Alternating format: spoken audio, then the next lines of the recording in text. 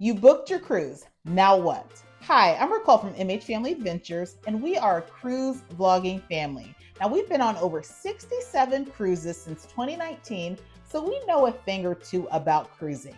And in today's video, I'm going to share with you 13 things that you need to consider doing right after you book your cruise. And we'll get started with number one, which I think is probably one of the most important things to do when you book a cruise, is to get travel insurance. Now, I know some people will opt out of travel insurance when you go online to book your cruise, but definitely reconsider getting that travel insurance. Now, travel insurance, it definitely varies depending on the cruise line or depending on the company that you choose, but travel insurance will give you a bit of a reassurance that in the event of an emergency, you get ill, you lose your job, that you are able to get back some or even all of what you paid for your cruise, whether it be as a future cruise credit or whether you're able to get a full refund due to a qualifying medical reason.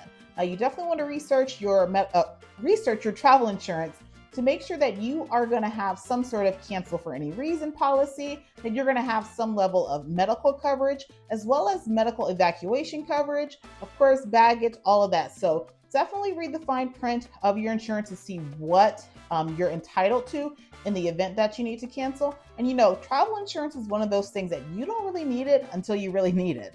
And so you don't want to get caught, having to cancel your cruise and lose that money. Typically, for most cruise lines, once you reach final payment date, your cruise is non-refundable and you're going to be penalized a certain amount depending on when you cancel your cruise if you need to cancel. So definitely keep that in mind. And if you're traveling during a time such as hurricane season, you absolutely want to have some sort of insurance. That way you know that if you need to cancel your cruise or if the cruise line cancels your cruise, that you're not going to be out of money due to weather. So first thing you do as soon as you book your cruise is to get travel insurance. It's also important to get it as soon as you book your cruise, because if you have any underlying medical reasons or pre-existing conditions, some insurances may not approve a claim if you need to file a claim due to a pre-existing condition. So the sooner you add on your travel insurance, the better. Now, some cruise lines will allow you to add it on up until final payment, but I caution you to add on that travel insurance as soon as you book your cruise. Number two, join a Facebook group for your sailing or one of the shipmates roll calls. Now, what this will do, it will allow you to connect with other cruisers that are going to be on your particular sailing. You will find these groups to be helpful because people will share out information about the ship, about the cruise director, about all of the activities and things on board. And there may be other cruisers who will share questions that you may have about cruising that you can easily get answered right there within either that Facebook group or that roll call group. So definitely check out Shipmate app. There you can also log all of your cruises so you can keep track. That's what I use to keep track of all of my cruises. But Facebook is a really good resource finding those cruise groups, even like the general cruise ship group, so you kind of have an idea of what to expect on your ship. A lot of times they're very, very helpful, and you can start connecting with other cruisers. That way when you get on board, maybe you already have a friend that you can meet up at the bar. And sometimes these groups will arrange specific activities and events for that sailing, and you might want to join in. So consider joining a Facebook group or a shipmate roll call group. That way you can connect with others before your cruise. Number three, consider transferring your booking to a travel agent. Now, if you did not book your cruise with a travel agent, and let's say you booked it online or on the website or you called in, consider transferring it to a travel agent. And why this is important, first off, I am a travel advisor. I'm going to put that right out there. We own Major Adventures Travel Agency, and we focus strictly on cruising. But what a good travel agent can do for you is, first off, they can provide you with tips and tricks and recommendations based on experience. Again, I've been on almost 70 cruises over the last 5 years. So more than likely, I've either been on the ship that you're going on or have been within that class of ships, or I probably have visited the destination that you're going to visit. So rather than calling into the cruise line every time you have a question, need to make a payment or make a change, you will have one point of contact to help you from the point you book or transfer in your booking all the way up until the time you get home. So it's nice to have that point of contact. Also, travel advisors are able to, again, help make the changes for you, process payments for you directly to the cruise line, and again, just being that point of contact for you. Also, most travel agents are able to do some sort of price monitoring for you. That way, if the cost of your cruise goes down, we are able to go in and adjust it if it's before your final payment. So definitely consider supporting travel agents. Again, you're supporting small business by doing so, and you're usually not paying anything more. And at times, some travel agencies will offer special promotions and can find you the best rate to get booked under. Our agency often gets discounted group rates for Royal Caribbean and sometimes MSC and other cruise lines. So we might even have a better rate than what you can get online. And depending on the booking, you may even get some extra perks or incentives for booking through a travel agent. So depending on when you book your cruise, you can transfer your cruise to a travel agent. Most cruise lines will allow it, but you want to do it as soon as you book. That way you can take advantage of whatever perks or benefits a travel agent can provide to you.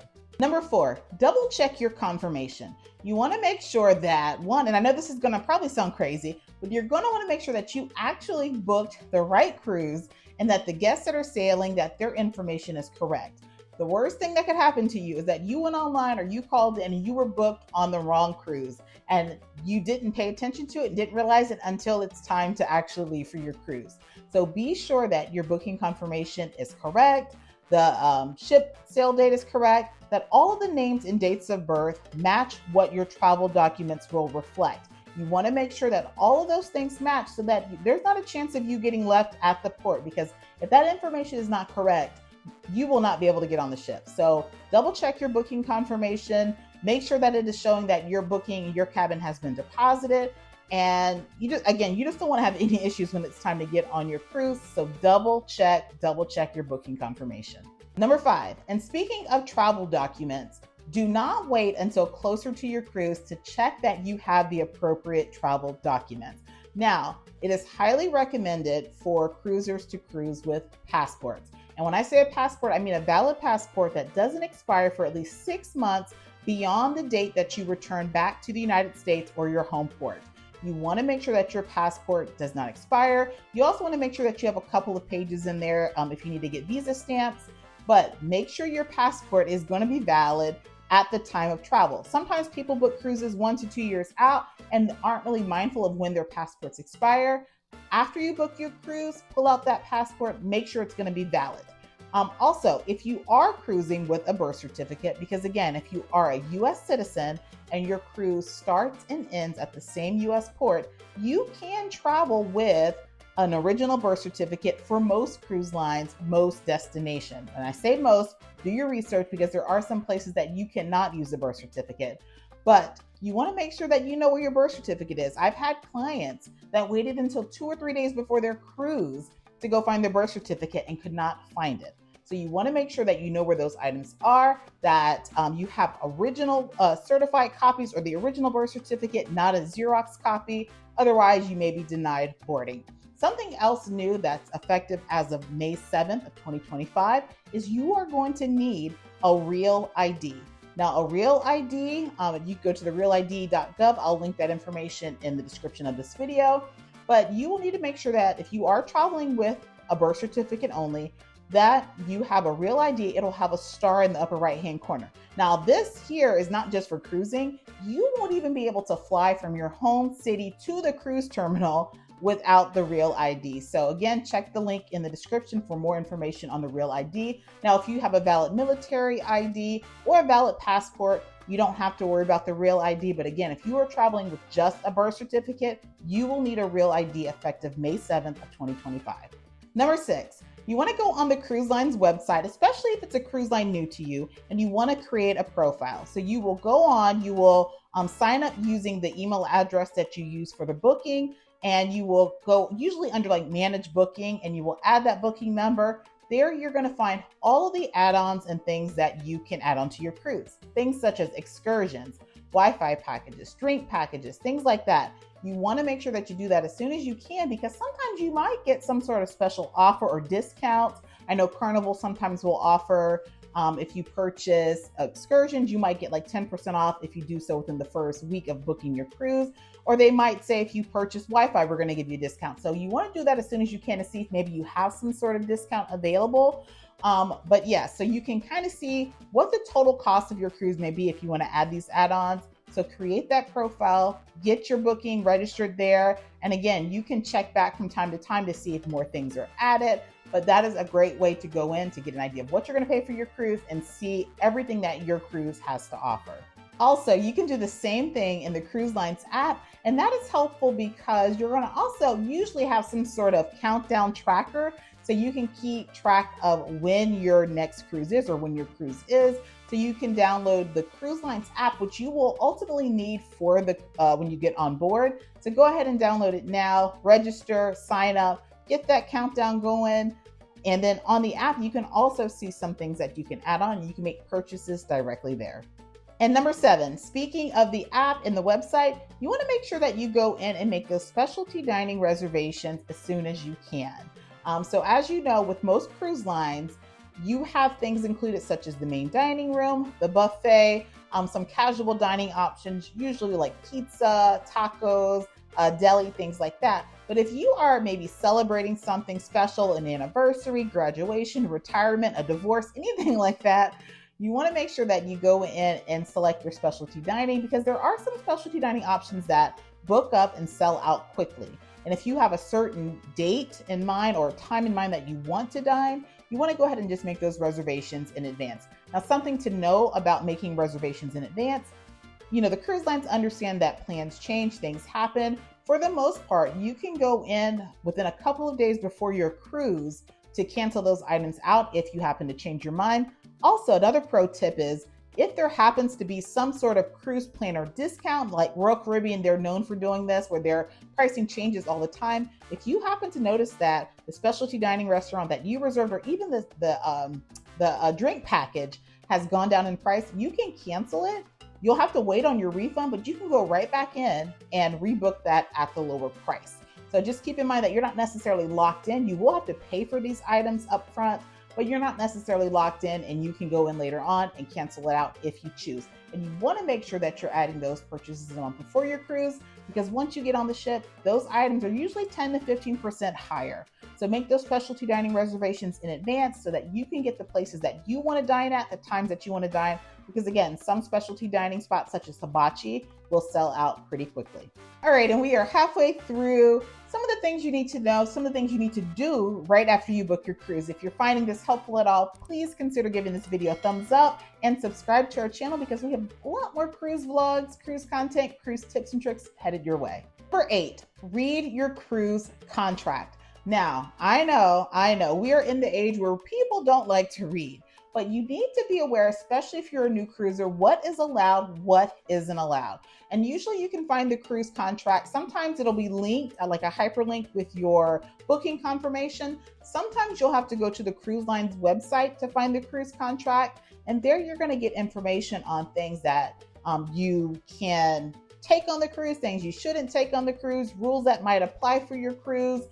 It'll talk to you about things such as itinerary changes and that the cruise lines are able to make itinerary changes as they see fit without reimbursement. So these are some things that you need to know. You can do a lot of research on the cruise line's website to see kind of what's allowed, what's not allowed. Some cruise lines allow you to take on drinks and things, some do not. Some will allow you to travel with minors with different last names, or if they're not your children. Others, you're going to need to get notarized letters. So definitely check to see what the cruise line's rules are, and you can find that in your cruise contract. Now, I recommend doing that as soon as you book your cruise so you have an idea of what things are. And you can even do that before you book your cruise. If you are a person that wants to read the contract and you want to follow the rules and you want to make sure you know what's going on, do it in advance. Because a lot of times the cruise lines, they don't even share the cruise contract with you until you do your online check-in, which is why online check-in is important, because that is when you are pretty much held to that contract. So actually when you make your deposit, you're held to that contract, but a lot of times you don't even see the contract until you do your online check-in. But go through, read it. You have questions, check in with your travel advisor, check in with the cruise line. You want to know what you can and cannot do on your cruise, because you don't want to be banned. You don't want to miss the ship. You don't want anything to happen that's going to spoil your cruise vacation. Number 9, if you require any assistance, an accessible cabin, any special needs requests, you need to do it as soon as you book. Now, there are very limited accessible cabins on cruise ships. Again, you want to book those probably 1 to 2 years in advance to make sure you get the type of cabin that you may need. You're going to find that cruise lines offer fully accessible cabins. Some will have ambulatory accessible cabins. Some will have cabins that are designed for those who may have hearing challenges. So you want to make sure that you are requesting whatever you may need for your cruise right when you book your cruise. Otherwise, you may not have those things that you need that will help you have a better cruise. Now, again, this is the benefit working with a travel advisor, is that we can reach directly out to the special needs department of the cruise line to put in requests for things that you may need. So for instance, you may need things such as maybe a shower stool. A lot of guests don't realize you can request a shower stool if you have trouble standing up. You can ask for a raised toilet seat.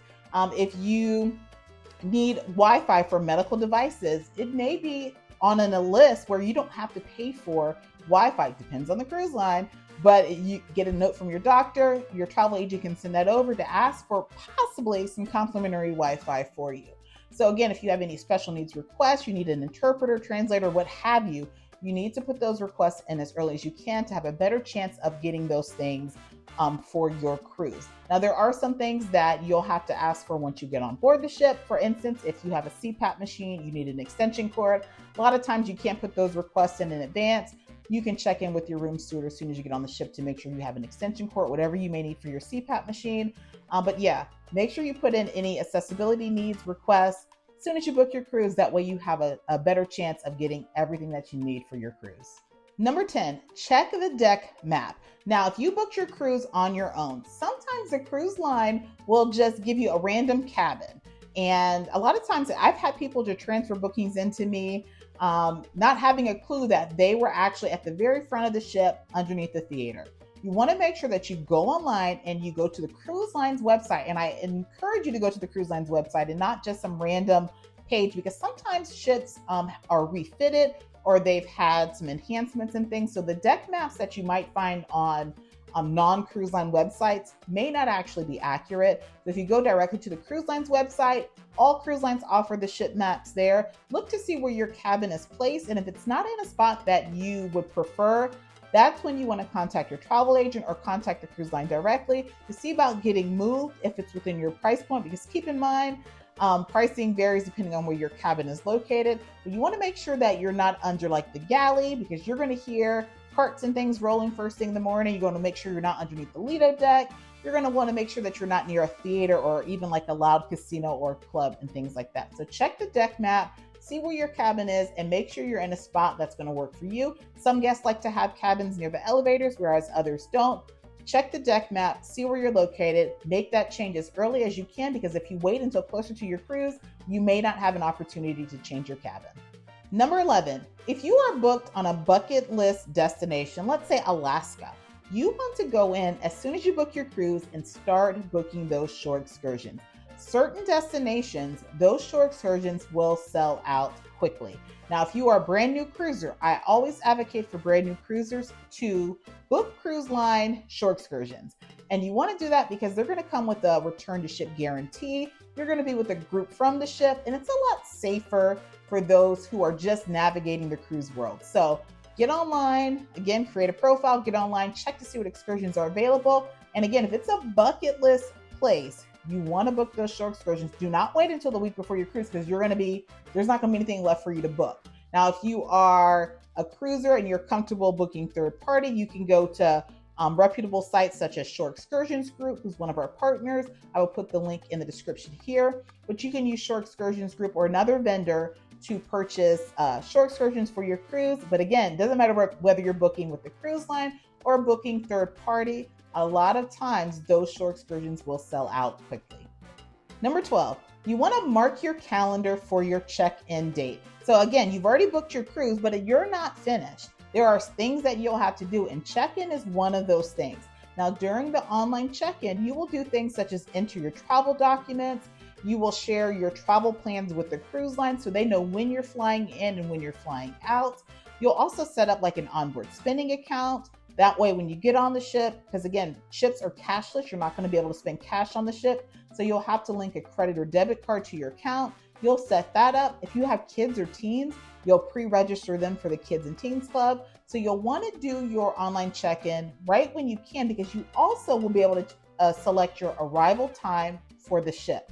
Now, some people don't care what time they get on the ship, but if you're like me, I want to make the most use of my well-spent money for my vacation. So I want to get there as early as I can. So for instance, Carnival, for the most part, if you are new with Carnival Cruise Line, your check-in date is 14 days before your cruise. Now, if you are in a suite, if you're in a suite, or if you are like platinum or diamond, then it's 16 days. So just set up a calendar alert to know to get online to check in. Other cruise lines, such as Norwegian, they're 21 days before the cruise. Royal Caribbean Celebrity, they're 45 days before the cruise. So check to see when the check-in opens for your cruise. That way you can get online as soon as you can, get your check-in done, select the time that you want to arrive at the ship, and you are pretty much squared away to get on your cruise. And number 13, go to YouTube, research the ship, research the destinations. Guys, there are so many amazing cruise content creators. We are one of them, or at least I think we are. So if you're liking this video, be sure to subscribe. But there are so many YouTubers, content creators out there that are going to these destinations. They are getting on these ships. They're giving you ship tours. They're going live from ships.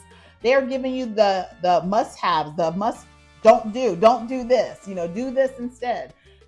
Go to YouTube. YouTube is a great resource to kind of get an idea of what to expect when you take your cruise. There are a lot of amazing channels out there and other creators that are giving you all of that information, so you don't have to stress or have anxiety about your cruise. Utilize that resource. Now, there are some people that don't want to know, don't want to see till they get on board. I get it. But if you are someone that's curious to know about the dining venues on board, what does the entertainment look like on board? What does the ship layout look like? Are there pools? What should I do on the ship? What shouldn't I do? Just go to YouTube and type in the name of your ship. Type in MHFamilyAdventures. We have a lot of cruise content there for you. And just research the destinations that you're going to. It will make things a lot easier when you get there because you already know what to expect.